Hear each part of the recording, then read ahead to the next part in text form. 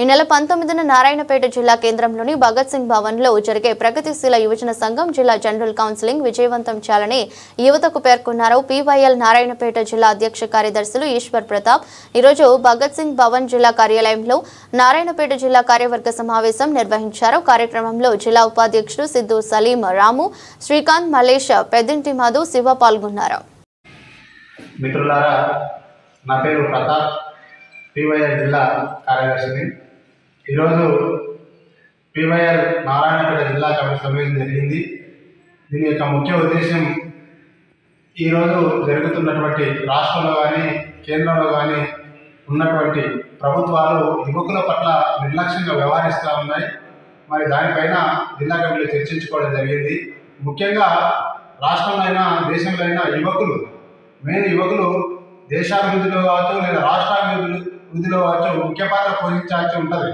కానీ ఈరోజు ఉన్నటువంటి యువత మందులకు బానిసయ్యి లేదా డ్రగ్స్కు బానిసయ్యి ఉన్నటువంటి కుటుంబాలకు దూరం అవుతున్నారు.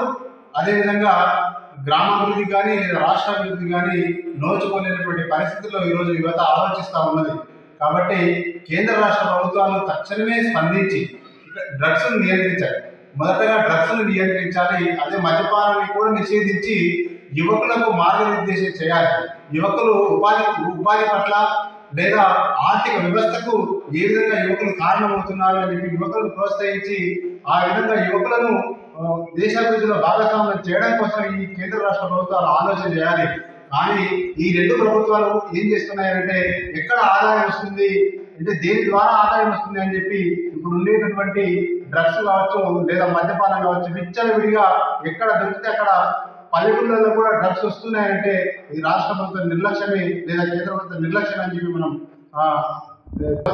అయితే ముఖ్యంగా ఈరోజు యువత చదువు పట్ల లేదా భారతదేశంలో ఉండేటటువంటి యువత మెయిన్గా ఎక్కువ ప్రపంచ దేశాల్లో చూసుకున్నట్లయితే యువత మెయిన్గా ఉంది.